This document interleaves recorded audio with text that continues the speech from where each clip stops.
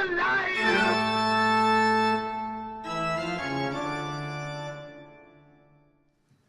Hi there, so I'm a first-time storyteller as well. Second time attendee, but I decided to throw my name into the hat tonight because of the theme, right? It's alive, so that reminds me of Halloween, and I love Halloween. Anybody that knows me knows I really like Halloween, and I subtitled this Exhaustive Creativity because I just wear myself out over Halloween. I'm really glad to be out tonight. My husband is at home. You know, I thought, let me get up here and talk about some of the things that we've done. And, you know, my people, we love Halloween. I mean, come on. Come on. I mean, it's kind of our thing. And so I think my first foray into really exhaustive, creative Halloween costume making was in 2009 when I decided to do Michael Jackson. He had just passed away, and I thought, well, there are probably a lot of Michael Jacksons out there. Let me try something a little bit different. Everybody's gonna do Thriller, everybody's gonna do, you know, early Michael Jackson. I'm gonna do late stage Michael Jackson, right? Now, I'm a big fan of Michael. I mean, he was a very weird guy, but very talented. I don't think we can deny that. So nobody really looks like him, right? So I thought, well, what can I do? What can I do? Okay. So I made a black surgical mask to cover my face. I got a long woman's wig. I put on big glasses and the tape around my finger and white everything so you could barely see me, right? But I looked just like him. And so I went downtown and the strangest thing happened.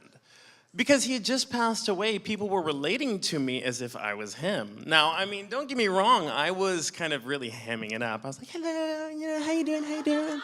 Oh, good to see everybody. And I couldn't walk like 5 feet without 20 people taking pictures of me. It was awesome. It was as high. And, you know, I sat there thinking, wait a minute, something's going on here. These people are really relating to me in a weird way. Like this girl would come up to me and she said, Michael, I miss you. And she starts rubbing my shoulders. I'm like, you know, it's okay, I'm just sleeping, you know. So that kind of started me on my Halloween kick, and I just got really addicted to it. And so now every year I sit there and try and think, what can I do to either make something interesting or creative that nobody's seen before? So after Michael Jackson, I decided to go as a Vincent van Gogh self-portrait. Hey, I don't know, logical to me, I don't know. So I got this background, and it looked like a frame, and I bought this suit, and I painted it, and I painted myself, and I looked like this two-dimensional painting.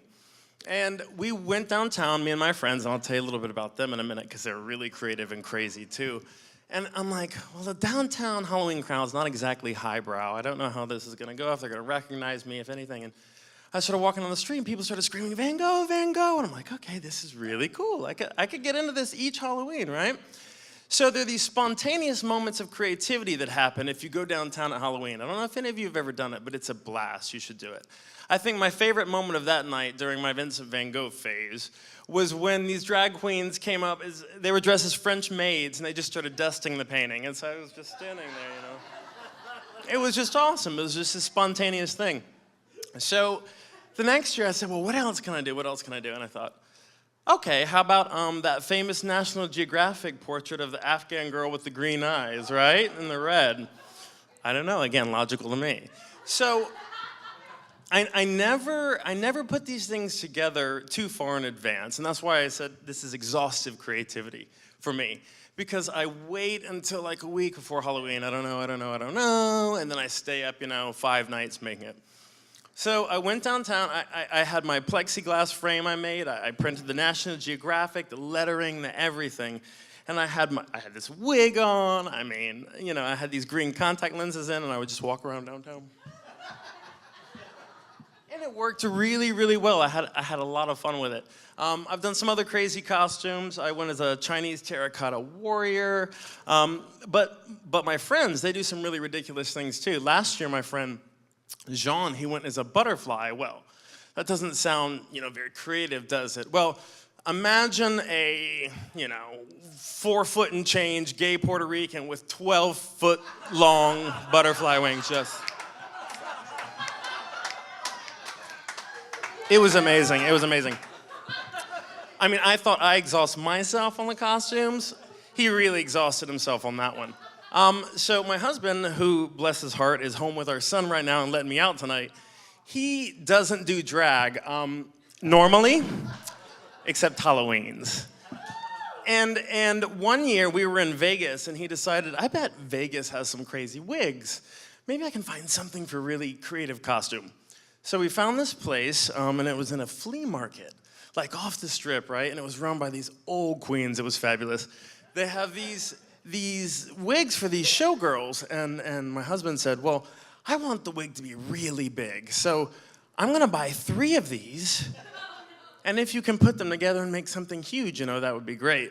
So we went down Halloween, and his wig is literally 3.5 feet wide, just strolling down the street. It was hysterical.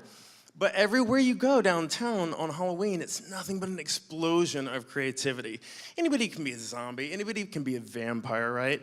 But if you go downtown on Saturday night before Halloween, you'll see some of the most amazing creative things you've ever seen. And, you know, it's worth it, right?